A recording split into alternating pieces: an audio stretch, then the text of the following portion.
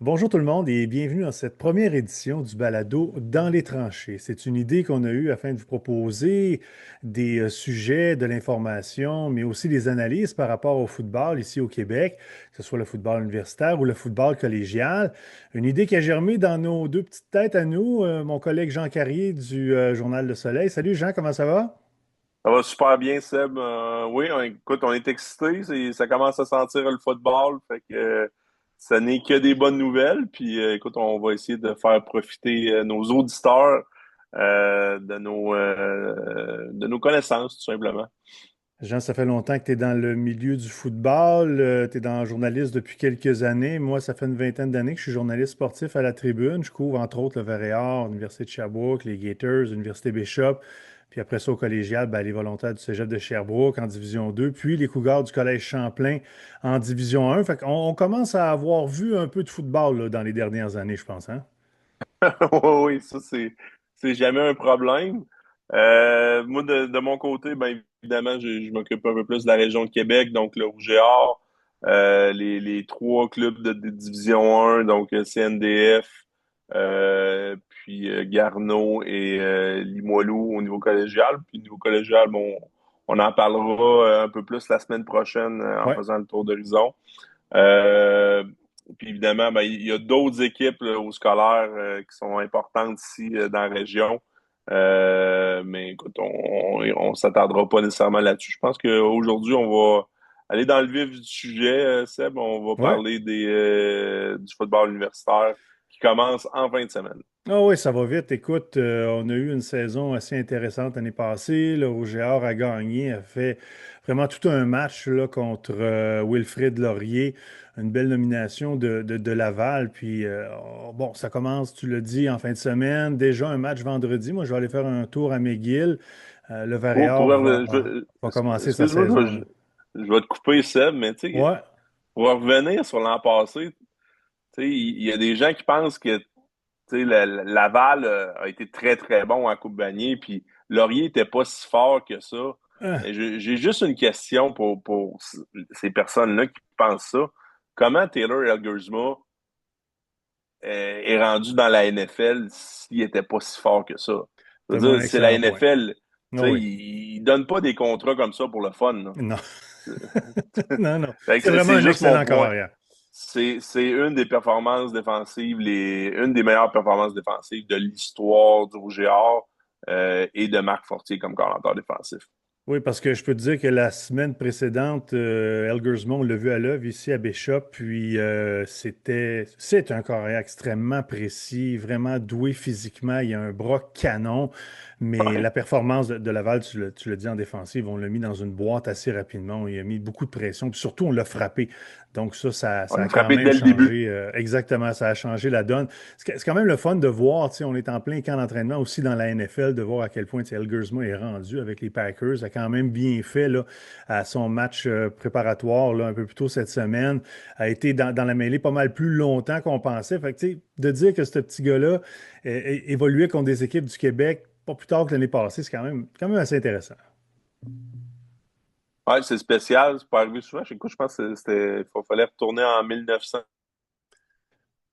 Écoute, j'ai une stats passée, là, mais Ouais. je l'ai pas retenu par cœur, mais c'est pas dans ce siècle-ci, là. Il Eh, faut retourner à l'autre siècle d'avant pour exact. voir un saut comme ça. Puis ça montre, tu sais, quand j'avais regardé vraiment l'attaque de Laurier l'an passé, là, puis je faisais un peu de tape, puis je regardais un peu ce qu'il faisait, je les avais trouvés vraiment, vraiment bons, honnêtement. Là. C'était une attaque là, qui était dévastatrice. Puis dis-toi bien qu'ils vont être dans le portrait encore cette année, hein. Ils ont le même groupe de receveurs qui va être de retour. Puis ils ont un carrière transfert de l'Université de l'Ohio qui va venir remplacer Elgersma. Fait que c'est clair que Wilfrid Laurier va être encore dans le portrait là, éliminatoire du football universitaire canadien cette année.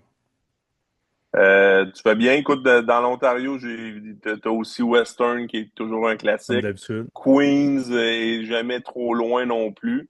Puis il y en a plusieurs qui parlent de Guelph. Je sais pas si tu as vu Ah ça ouais? passer, mais ouais, Guelph aurait un bon club normalement, mais je préfère attendre de voir.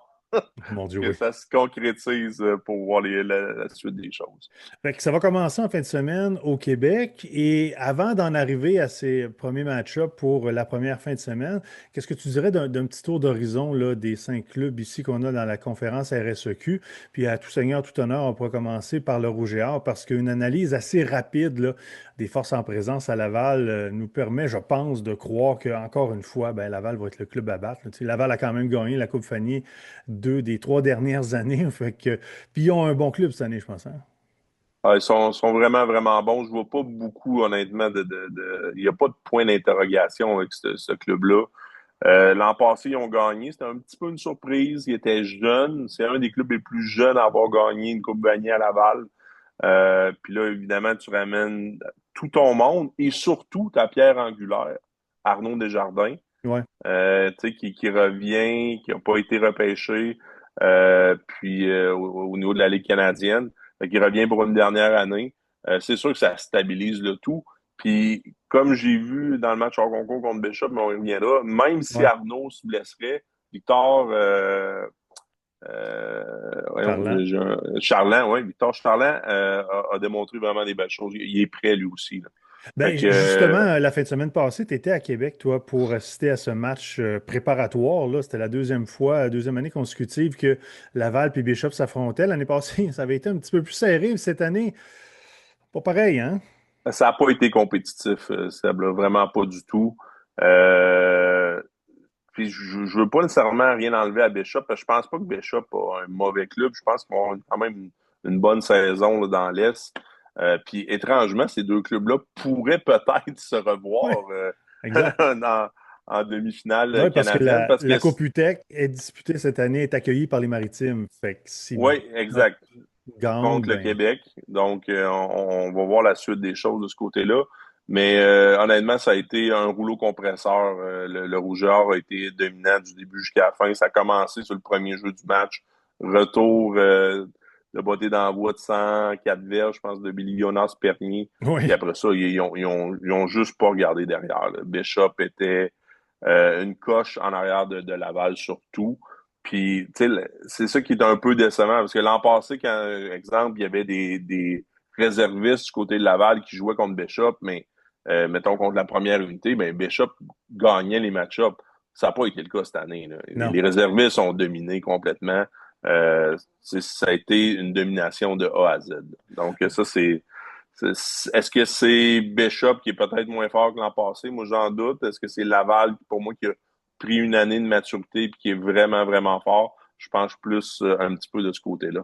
C'est incroyable. Rappelle-toi, à l'issue l'année passée de ce premier match préparatoire entre Laval et Bishop, déjà, il y avait certaines questions qui se posaient. Est-ce que ça va être Desjardins, Charland comme corps arrière? Puis, tu sais, Arnaud n'avait pas connu son meilleur match contre Bishop.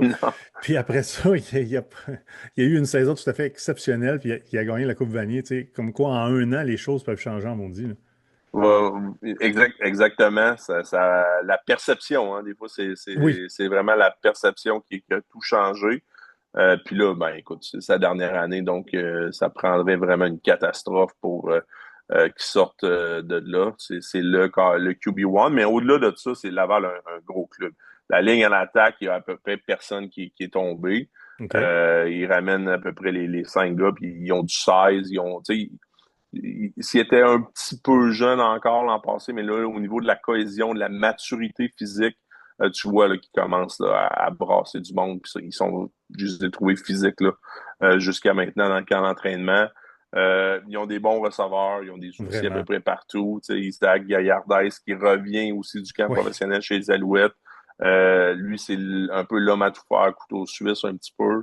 Tu vas avoir des gars explosifs, évidemment, comme Olivier Cool. Euh, Oui, il y a Simon Puis on Potvin peut aussi de pas. Sherbrooke, qui est quand même pas pire aussi, là. Oui, il a bien fait aussi dans le match préparatoire contre Bishop. Ouais. Mais je m'en allais aussi. Tu sais, il faut parler de Nathan Carignan. Ouais. Tu sais, transfert. Ben, il avait initialement choisi McGill. Tu sais, c'est la pierre angulaire du dernier recrutement collégial, je crois. Toutes les équipes auraient, je pense, fait des concessions auprès de leur mère pour l'avoir, j'ai l'impression. Mais on l'attend Puis pour quand, lui, hein? Catherine, ça il fait est pas qu'il va blessé être. encore. Il est supposé probablement manquer les peut-être les 2, 3 premières semaines, il se remet encore d'une blessure à l'épaule. Ouais. Mais c'est sûr que quand il va revenir, j'ai l'impression qu'il va avoir un impact sur ce club-là. Parce Ah, qu'il est tellement explosif. On l'a tous vu jouer au collégial avec les Géants de Saint-Jean. C'est un gars qui est spécial, là. Fait que, ouais, puis exact. Puis en défensive, le Rouge et Or va être aussi solide. Thomas Gosselin, Cloutier, il y en a tellement, c'est qu'à un moment donné, Myangue, qui est à sa dernière année, qui est un être humain gigantesque, honnêtement, Seb, là. oui, j'ai vu C'est un ça gros sur les monsieur, photos, là. là. Ouais, c'est vraiment un gros, gros monsieur.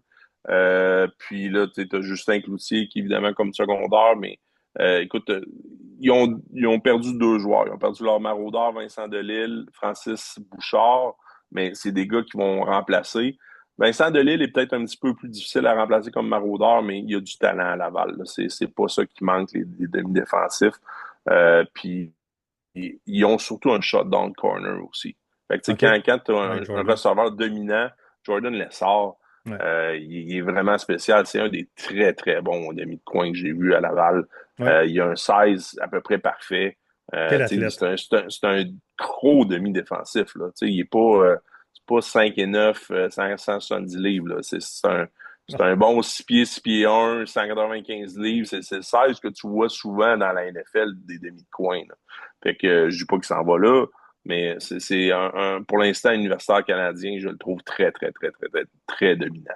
donc, un portrait assez élogieux là, du Rouge et Or. On pourrait dire de facto qu'ils sont les favoris jusqu'à preuve du contraire. Oui, je pense que Euh, oui. Puis, bon, si on se déplace à l'autre côté de la 20, évidemment, le départ de Jonathan Sénécal, c'est ce qui retient l'attention chez les Carabins de l'Université de Montréal. Mais je pense qu'on aurait tort de croire qu'ils sont moins forts, ils sont moins dominants par ce départ, parce que le collectif est encore très présent. Il y a eu quelques pertes importantes en défensive, par exemple, Nicky Faraccio puis Jerome Ojo, entre autres. Mais la profondeur de cette équipe-là, puis la qualité du recrutement dans les dernières années, d'après moi, va faire que cette équipe-là va surprendre ceux qui pensent qu'ils vont avoir une moins bonne saison parce que Jonathan Sénécal n'est pas là. Je crois que Gabriel Cousineau va quand même ajuster son playbook à l'attaque. Puis, ben, t'as Pepe Gonzalez qui attend. Tu sais, la transition collégiale, universitaire, c'est pas toujours évident, tu sais, côté size, côté vitesse d'exécution. Mais il est pas mal pris, puis il sera pas pressé là, d'embarquer dans la mêlée, d'après moi. Toi, est-ce que tu vois Montréal aussi dans le portrait, évidemment? Oui, écoute, ça fait, tu sais, ça fait plus d'une décennie qu'on a des finales Dunsmore, Laval, Montréal. Tant ou Ouais. si longtemps qu'il n'y a pas un club qui va changer la donne, moi, je vais toujours dommer Montréal-Laval pour commencer la saison. Ouais. Faut absolument être. Je pense, fréquenter un peu trop la SQDC pour nommer une autre équipe que ces deux équipes-là pour commencer l'année, là, tu sais. Au-delà de ça, Pepe Gonzalez, oui, c'est un carrière important qui arrive de Grasset. Mais tu sais, dans l'équation, Rakim Canal-Charles, qui était le substitut l'an passé à Jonathan Sénécal, faut pas l'oublier. Je pense que ça va être une bataille évidemment entre les deux. Hmm. Euh, En débutant l'année, j'ai de la misère à croire que Pepe Gonzalez va dépasser Canal Charge. Moi, Ouais, j'avais aimé ce exact. qu'il avait fait l'an dernier. Quand il a été utilisé, il a été bon. Mais c'est sûr que la puissance de son bras est questionnable. C'est un carrière qui est très mobile, qui est capable de t'amener une dimension de course.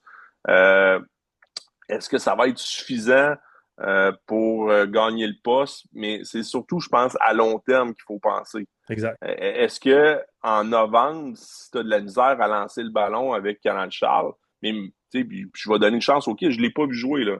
Il s'est peut-être super amélioré. Est-ce que peut-être qu'il fait très bien présentement? Je suis pas nécessairement au camp des Carabins. Mais tu sais, c'est des questions qu'il faut se poser. Tandis que Pepe Gonzalez est un passeur aguerri, très Oh, ouais. naturel, très fluide. Quel C'est bras, lui sa grande aussi. force. Fait que, tu sais, tu t'attends à jouer contre Laval, il va falloir que tu sois capable d'étirer le terrain. Si tu n'es pas capable de le faire, ben, ça va être, je pense, très difficile. Fait que c'est un peu le casse-tête que les Carabins ont entre les mains présentement. Est-ce qu'ils veulent y aller avec tu sais, le vétéran pour débuter la saison, puis Ça serait peut-être logique, amener. hein? Moi, oui, ça serait logique. Moi, Tu sais, c'est puis au ce que je football, m'attends. généralement, on joue le livre, hein. Tu sais, il n'y a pas bien de surprise. On joue le livre. D'après moi, c'est lui qui va partir. On va ajuster un peu l'attaque. Peut-être rely un peu plus sur le jeu au sol. On va lui donner confiance. Ça fait quand même plusieurs années qu'il est là. Fait qu'il a à prouver qu'il veut garder son poste, d'après moi, Rakim. Oui, puis l'autre point qu'on n'a peut-être pas pensé, il pourrait avoir un système d'alternance aussi. Est-ce que tu Tu sais, crois vraiment à ça, toi? dans certains cas, ça peut être bénéfique. Moi, c'est pas quelque chose que je privilégie euh, tu sais, d'entrée de jeu, Ouais. mais par moment, ça peut être bénéfique. C'est avoir vraiment deux carrières que tu utilises, probablement un plus que l'autre. Il y a des équipes qui le font bien. Écoute, les Titans Limoilou sont souvent bien débrouillés avec des systèmes d'alternance dans le passé. Ils donnent un package à un de leurs jeunes carrières, puis ils marchent comme ça. C'est sûr qu'ils ne voient pas autant de terrain les deux Non, c'est carrières. ça. Puis en même temps, c'est du football 4 essais. Tu sais, tu peux contrôler le clock, tu as le jeu au sol qui a C'est vraiment très différent une collégial, importance. effectivement. Mais au football universitaire, tu sais, tu t'en sors pas, il faut que tu passes. Puis, t'as pas de marge de manœuvre ou presque, là. Tu peux pas gaspiller d'essais au football Non, canadien. non. Ça va trop vite. Un mauvais jeu, puis t'es 2-13, puis t'es déjà en retard sur le stick, sur le down and distance. Exact. Ça fait très mal. Fait que j'ai hâte de voir, mais je suis d'accord avec toi. Les Carabins, il faut pas dormir sur eux. Ils ont encore écoute, ils ont une excellente formation sous la main. Défensivement, ils ont encore des studs. Puis j'aime beaucoup le porteur de ballon, Lucas Berté Dembélé. L'an passé, il a été explosif. Moi, je trouve qu'il c'est probablement le plus explosif de la conférence l'an passé. Ah. Puis, Je sais pas ce que tu en penses, là, ben, mais en fait, il faut remplacer les verges au sol que Jonathan Sénécal amassait. L'année passée, un peu moins, mais on sait un que bon dans point. son prime, il courait beaucoup, était capable d'étirer les jeux puis de transformer des jeux négatifs en jeux positifs. Puis ces verges-là, il faut aller les chercher quelque part. Puis, ben, il faut que ça soit par un jeu au sol plus efficace. Pendant longtemps, c'est ce qu'on disait à Montréal, qu'il voulait être balancé. Tu sais. On parlait à Marco après chaque match, on veut avoir une équipe, tu sais, une attaque balancée, une attaque balancée. C'est pas toujours évident d'avoir un jeu au sol efficace quand ton corps arrière amasse beaucoup de verges. Tu n'es pas obligé d'avoir un porteur de ballon super productif, mais là, avec un setup différent à l'attaque, si tu es capable en plus d'avoir un jeu au sol productif qui te permet de gagner des verges puis de gagner le positionnement sur le terrain, ça va avoir un impact, là. Aucun doute. Puis finalement, ben, défensivement, je m'en fais vraiment pas là, pour la volonté. Montréal, ils sont top 3 au niveau canadien année après année. Ils ont encore Missan qui est encore là comme secondaire. Puis moi, Mohamed El Chal, il a commencé l'an passé là, à prendre la progression. J'ai l'impression que cette année, il va y aller avec une coche de plus. On va le voir beaucoup plus. C'est un gros secondaire, lui. Il a du size. C'est un big guy. Non, non. Une boîte défensive qui est intraitable. Ça va être très difficile encore de gagner des verges contre les Carabins. Exact. Bon, on a quand même une petite période de transition parce que ça faisait un bout là, que Sénécal était là. C'était un peu, je dirais, son équipe, le modelé à sa couleur. Il va y avoir une certaine transition. Je ne pense pas que ça va avoir de conséquences sur les résultats. Mais bon, ça c'est fait pour Montréal et Bon, Québec. Mais on toi, s'attend qu'il soit moins explosif un petit offensivement. peu. Exact. Bon, ça, C'est c'est normal. bon, tu sais. Puis pour les trois autres équipes, c'est évidemment de ce côté-là qu'on regarde pour avoir une certaine, je ne dirais pas une course, là, mais oui, en fait, une course, parce que pour les deux positions restantes, les éliminatoires, tu sais, McGill, Concordia, Sherbrooke, depuis plusieurs années, se battent. Tu as parlé de Concordia tantôt, puis j'ai envie de commencer par eux parce que je me rappelle l'automne, il y a 2 ans, il avait donné tout un match au Rouge et Or à Laval et on avait quand même passé très, très, très près de passer en finale, là, puis de battre Québec. Ça ne s'était pas passé, donc il y avait beaucoup, beaucoup, beaucoup d'attentes et d'espérances pour la saison 2024, là, pour la formation de Brad Collinson, puis ça ne s'est pas vraiment passé comme prévu. Un C'était la pétard mouillé dernière... un peu l'an passé. exact, c'était la dernière année d'Olivier Roy. On était convaincu que ça allait exploser, mais on a pris du temps vraiment. En fait, on n'a jamais réussi, on dirait, à retrouver ce hype de novembre 2023. Bon, Roy est parti. Il y a quand même certaines questions à la position de corps arrière, évidemment, qui est tellement importante au football canadien. Puis, il y a quand même quelques valeurs sûres en défensive. Concordia, est-ce qu'on les voit troisième ou ça peut être un peu plus difficile cette année, tu penses? Pour moi, c'est le club mystère un peu cette année, là. Tu sais, il y a beaucoup de choses qui vont dépendre du carrière. Probablement une bataille entre Antoine Ouimet et Glenn Valentine. Valentine, extrêmement athlétique. Oui, il est incroyable. Ouimet, Il est plus vraiment bon. un corps, je dirais, traditionnel un petit peu plus. Un bras puissant. Donc, j'ai hâte de voir où est-ce qu'ils s'en vont avec ça. Euh, Puis l'an passé, peut-être pour expliquer des fois, Justin Chapdelaine, c'est sa première année à Concordia. Nouveau système de jeu. On dirait que les choses n'ont pas cliqué. Puis je sais pas s'il était confortable avec le système que, tu sais, parce que quand tu arrives, puis tu as un carrière que ça fait 4 ans qu'il marche d'une certaine façon, C'est vrai. tu peux pas tout changer du jour au lendemain. Non. Fait que là, selon moi, c'est peut-être plus son attaque qu'on va voir. Fait que j'ai hâte de voir la suite des choses. Moi, je pense qu'étonnamment, c'est un endroit où ils vont être bons, c'est défensivement. Je les trouvais jeunes l'an passé, mais je trouve qu'ils ont bien fini l'année. Ils ont commencé tranquillement, puis au fur et à mesure de la saison, ils ont progressé. Ils ont des joueurs que j'aime beaucoup. Isaac Pépin, entre autres, comme demi-défensif. Je pense qu'on va le voir beaucoup cette année. Écoute, dans boîte, ben écoute, sur le coin de la ligne, je cherche le nom, ça va me revenir. Il y a Mendel Euh, Joseph aussi qui va être à surveiller. oui, Grosse année l'année passée, là, quand même, oui, MVP. oui, exact. Il est de retour. Là, je cherche le capitaine défensif, mais écoute, ça va me revenir. Il est de retour aussi. Fait que, le groupe défensif, ils n'ont pas perdu tant que ça de joueurs. Je m'attends à ce que ce groupe-là fasse un bond de géant cette année, Hmm. là, en 2025.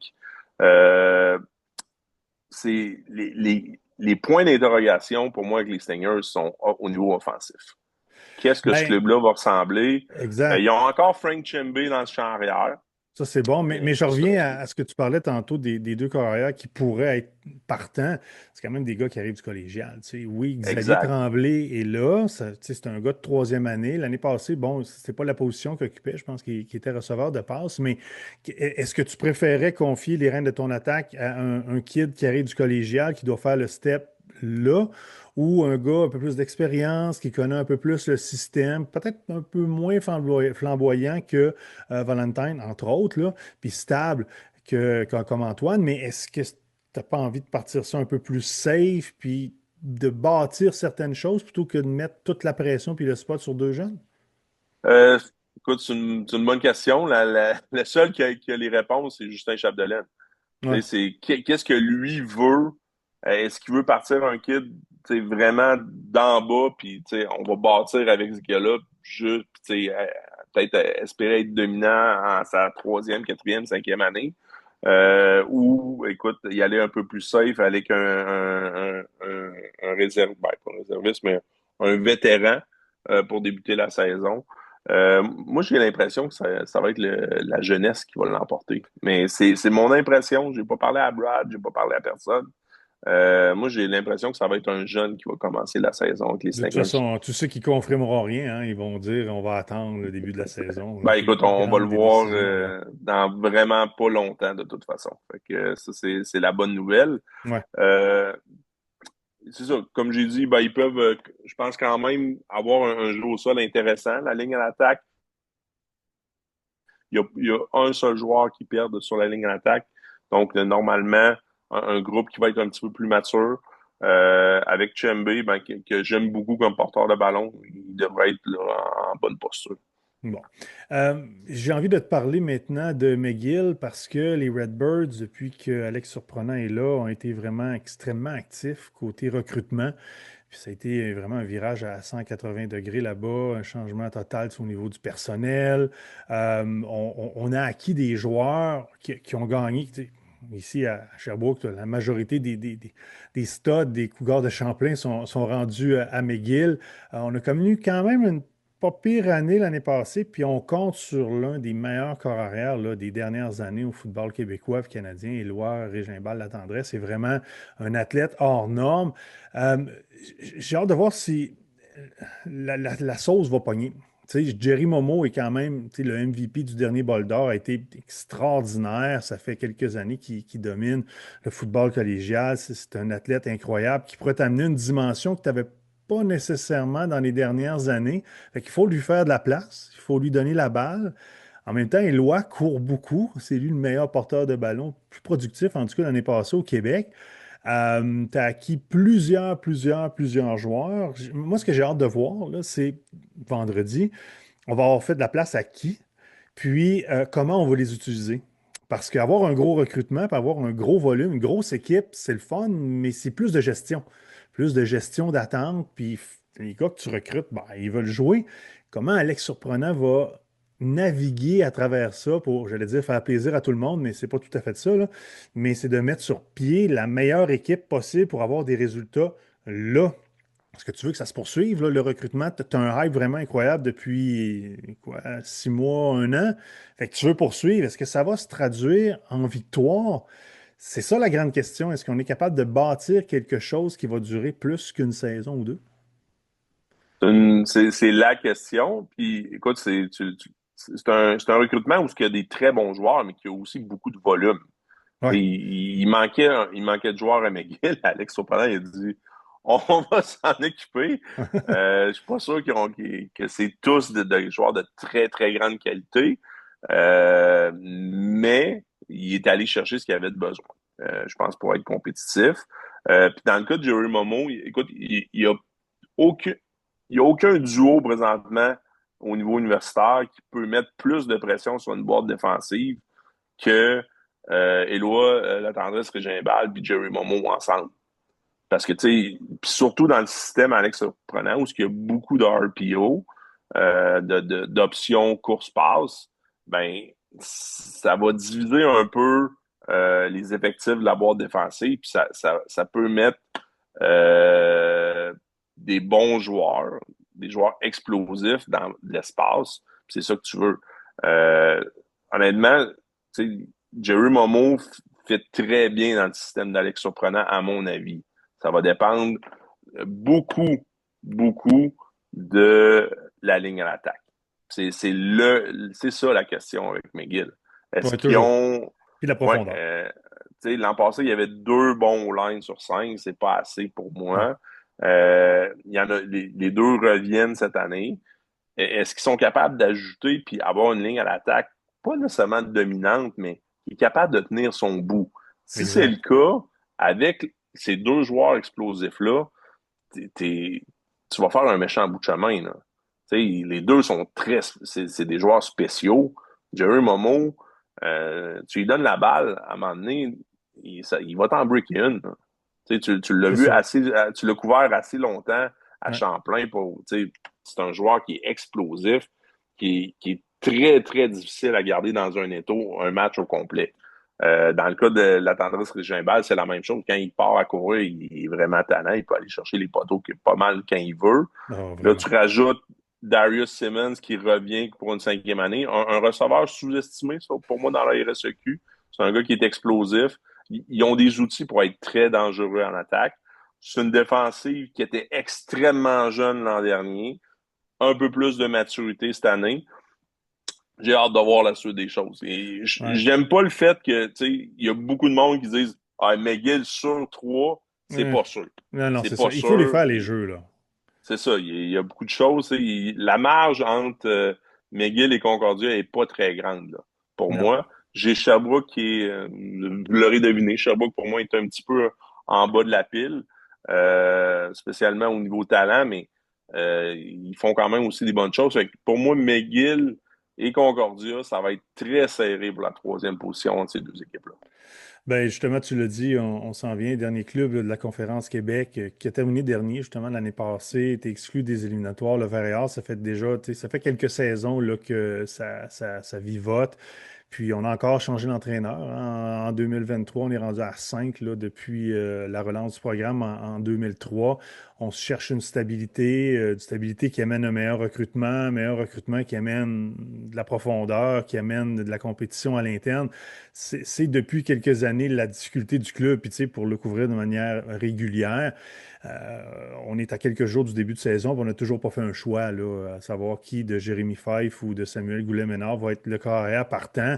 Ça s'est déjà vu dans le passé.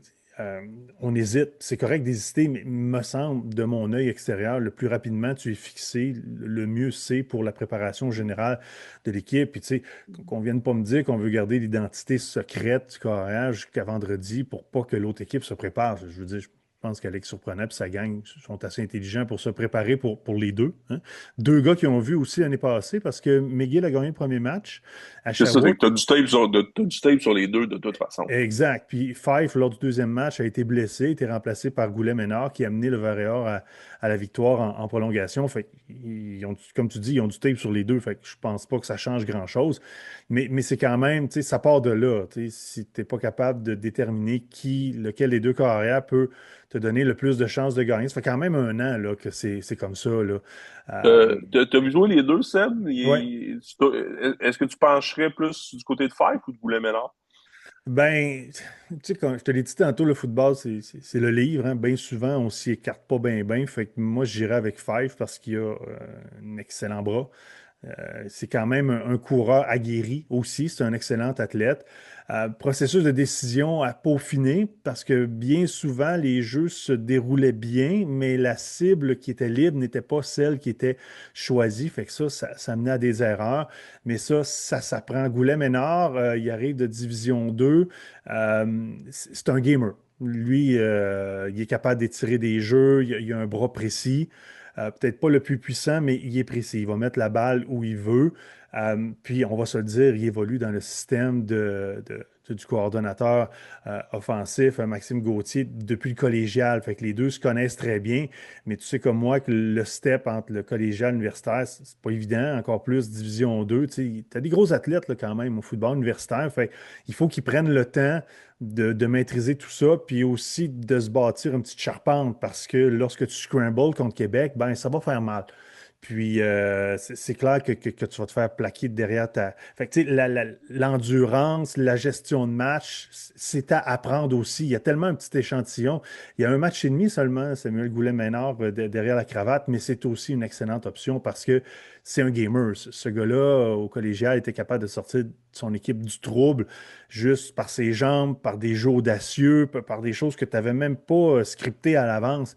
Mais il en reste pas moins que ce soit l'un ou que ce soit l'autre, il faut faire un choix puis avancer. Puis la question que je me pose, c'est que tu sais, il va falloir que tu lances le ballon. Puis lorsque tu le lances, tu vas le lancer à qui? Tu sais, William Marchand, Tu sais, Kevin William Marchand, il est plus Prince, là, tu c'est ça. sais, Marc-André Shaw, on espère qu'il soit en santé parce que ça fait quand même quelques saisons qu'il est ralenti par les blessures. Maxime Brousseau, Carl-Émile Dubois-Farrar, qui a été vraiment Ouais. extraordinaire avec les volontaires, ben, Puis t'as un peu peut-être le que ça couteau peut être, suisse, peut-être, là. ça peut être une très bonne solution, mais on a une O-line quand même assez mature qui revient pas mal depuis l'année passée, puis le porteur de ballon, Joseph, Jonathan Martel-Joseph, tu sais, il a été quand même le deuxième meilleur au Québec l'année passée, il a montré vraiment des belles choses. Fait, si on peut avoir un système de jeu peut-être un peu plus hermétique, j'ai envie de dire, où tu veux favoriser la progression, puis gagner la bataille du positionnement sur le terrain, ça peut être intéressant parce que tu sais que pour les jeux explosifs, Fife, il a le bras. Il est capable de rejoindre ses receveurs loin. Puis je me rappelle quelques matchs ici à Sherbrooke, que même sur les deep balls, il dépassait son receveur, qui était quand même, c'était des gars assez rapides, mais il y avait 5, 8, 10 verges plus loin de son ballon. Donc, un petit peu de fine-tuning, puis tu vas les avoir, tes jeux explosifs. Mais le recrutement cette année a été, bon, en termes de volume, 15-17. joueurs. J'ai hâte de voir comment on va être capable de se sortir j'allais dire ma race, Euh, là, mais c'est plus une reconstruction. Mettons, le club est en son année 2 de reconstruction. C'est un club jeune, les partants, c'est deuxième, ce que je troisième reproche un peu, année. c'est qu'il n'y avait pas de blue chip dans le recrutement. Ouais. Il n'y avait pas un joueur qui sortait vraiment de l'ordinaire. Tu sais. C'est la pierre, tu as souvent une pierre angulaire. J'ai eu de la misère à l'identifier dans le recrutement de l'an dernier Ouais, puis du si t'as pas Warrior. Mais ça, je il ne dis faut que pas tu qu'ils ont, mises ils sur ont- le collectif, tu sais, sur le jeu collectif, la profondeur, puis next man up. Ça va être ça le défi. Tu sais. Si t'as pas de vedette, entre guillemets, là, comme tu dis, des studs, il faut que ça soit le jeu collectif. Il y en a un qui tombe, puis il y en a un autre qui embarque, puis il offre le même niveau de jeu. Ça va être ta planche de salut, là, si tu veux connaître dans, du succès, là. dans, dans une autre d'ordre d'idée, par contre, Guillaume Boucher a été toujours très bon de ce côté-là au niveau défensif. Ouais, De faire beaucoup avec pas nécessairement énormément de talent sous la main. ouais. Moi, j'ai toujours trouvé qu'il y a des bonnes défensives à Sherbrooke, des défensives qui sont coriaces, très dures envers leur corps. Fait que j'imagine que ça va être un peu la même chose cette année, Seb. Ouais, exactement. Mais la clé, c'est qu'il faut que l'attaque marque des points. Puis pour marquer des Oui, points, il faut faire des premiers essais, puis il faut avancer le ballon. Fait que sinon, ta défensive est toujours les fesses dans sa propre zone de début, puis ça devient pratiquement impossible de marquer des points puis de gagner des matchs. Écoute, Jean, il nous reste à peu près 2 minutes. J'ai envie de te parler là, des matchs de la fin de semaine. Ça commence déjà. Moi, je vais te donner mon yes. take, moi, sur le match de vendredi. Écoute, on est au mois d'août, là. J'ai vérifié encore avant le balado. Puis c'est déjà un match important pour le Varéor qui ne peut pas se permettre d'échapper ce match-là à McGill. Il va falloir jouer tu sais, défensif, il va falloir être agressif sur Éloi puis sa bande, mais pas trop. Mais ce match-là, déjà, va nous en dire beaucoup. Pas que c'est différent que si tu pars contre Montréal et Québec, mais là, ce match-là, tu sais, les matchs contre Concordia, contre McGill, contre Sherbrooke, ces trois matchs-là, là, tu sais, ces trois équipes-là, il faut que tu gagnes ces match-up-là si tu veux tailler une place Euh, en série. T'as pas le choix. Effectivement, c'est un match d'importance en commençant. Pour les deux équipes, pas juste pour Sherbrooke, pour McGill également. Ouais, Mais le match est à McGill. Puis honnêtement, moi, je vois le meilleur joueur sur le terrain faire la différence. C'est Éloi, la tendresse Régimbal, va faire les jeux qui vont faire en sorte que McGill, pour moi, vont commencer 1-0. J'ai aimé aussi le fait que McGill a joué hors concours. Ils ont gagné 37-12 contre Toronto. Ça m'en dit un peu long. Faut en prendre puis en laisser, là, évidemment, là, avec les matchs préparatoires. Puis on n'avait pas parlé, mais Montréal aussi avait fait un match ouais, préparatoire exact. contre Ottawa, 37-12 aussi du côté des Carabins, qui a Samedi, été en plus en passant, deuxième samedi, tu demi. vois quoi, toi, d'après toi, Concordia, Laval, Concordia-Montréal, écoute, je m'attends à à un Montréal? match. Ouais, Concordia joue à Montréal au Sepsum. Je m'attends à un match serré. C'est le match qui va être à la télé. Fait que, évidemment, on va être assis bien confortablement pour l'écouter. J'imagine dans ton cas, tu vas être à McGill, Oui. Sébastien, pour la game vendredi. Donc, écoute, moi, je m'attends à un match serré, mais je m'attends à ce que Montréal l'emporte. Euh, Parce que défensivement, écoute, ils vont être intraitables face à trop, pour moi, de points d'interrogation Ouais, exact. offensivement du côté des Stingers.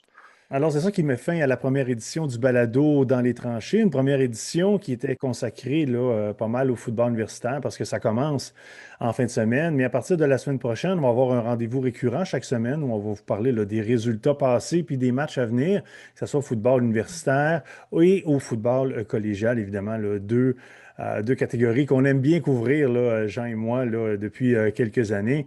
Alors, Jean, je te souhaite une belle première fin de semaine de football. On va regarder ça avec attention. Peut-être qu'il va y avoir des surprises, on ne sait pas. On espère, parce que écoute, la Ligue universitaire, c'est du football de haute qualité, mais quand même, on va se le dire, prévisible depuis plusieurs années. La meilleure ligue au Québec, on va en parler la semaine prochaine, c'est-à-dire collégiale Division 1. Puis ça va nous faire plaisir. Écoute, on va être là chaque semaine durant tout l'automne pour nos euh, auditeurs. Je pense on parle de quoi le fun, ça. Ouais, on va s'amuser pendant l'automne jusqu'à la présentation du bol d'or mi-novembre. Encore merci pour cette première édition, puis on se voit la semaine prochaine.